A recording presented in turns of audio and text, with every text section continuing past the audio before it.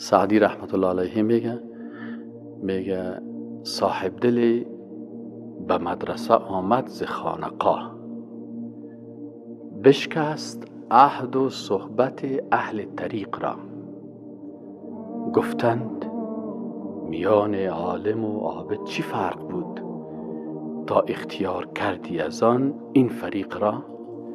گفت آن گلیم خویش به در می برد ز موج، وین سعی می کند که رهاند غریق را.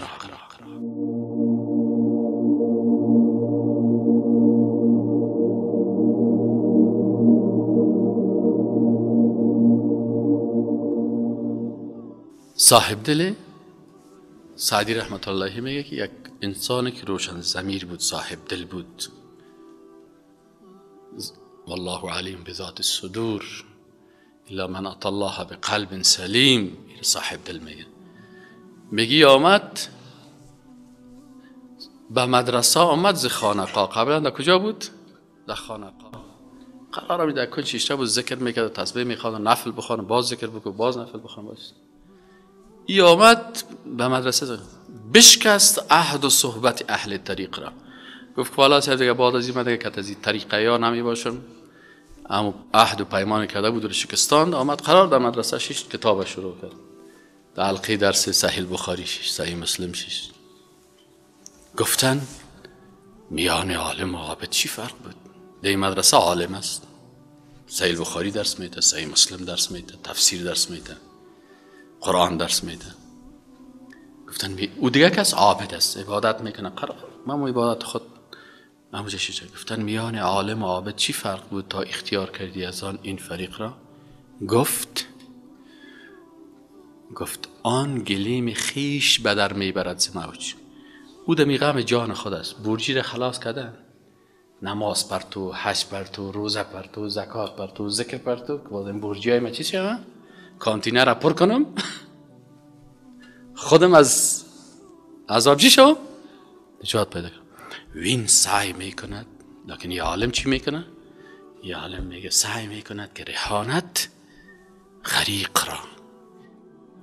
او که در دریا بفته پشت گلم خود میدوه، علا گلم مرا او برد. اون یه نفر غرق است، میگه و من چی؟ ده یک لغت دوگام در سرش. وین سعی میکند که رهانت، خیر از گلم بره، خیر است من خانه نداشته باشم، خیر است من آزاد نباشم، بندی باشم، خیر است من اعصاب آرام نداشته باشم، اعصابم خراب باشه، خیر است من ماش نداشته باشم، بی ماش بگردم، خیر است من پلاو نخورم، کچالو بخورم، خیر است من گشنه بمانم. لکن این جوانای مسلمانی مردمی امت چی شد؟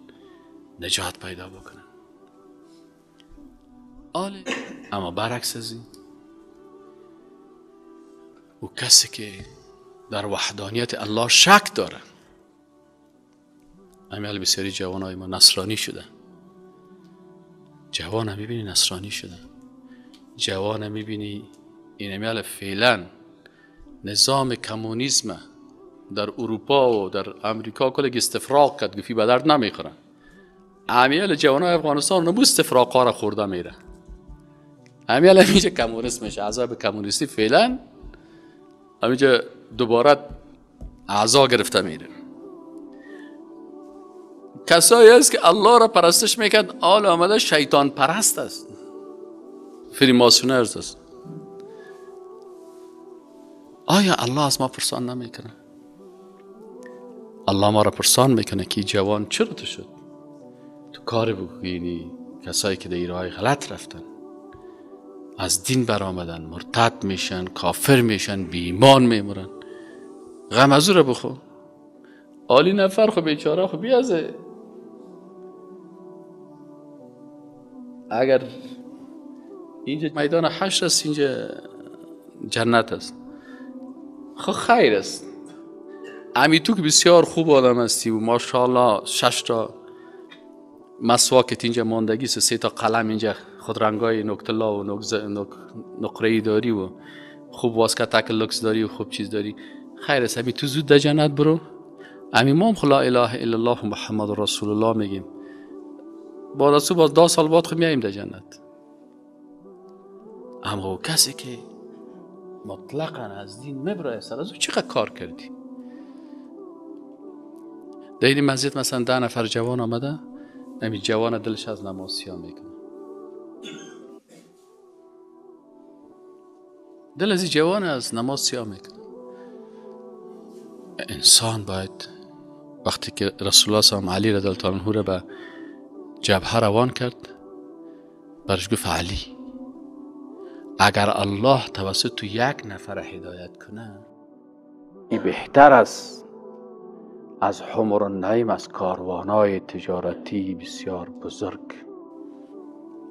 کاروانهای تجارتی بسیار بزرگ. وقت حمر النعیم میگفتن که اگر خوب تجار بزرگ می بود، یک کاروان تجارتیش مثلا 200 دانه شتر سرخ میداشت، حمر النعیم میگفتن. مثل 200 کانتینر داشته باشه یا 200 کشتی جنگی داشته باشه در بحر هند. گفت هزینه میکرده. بر تو چی بهتر است؟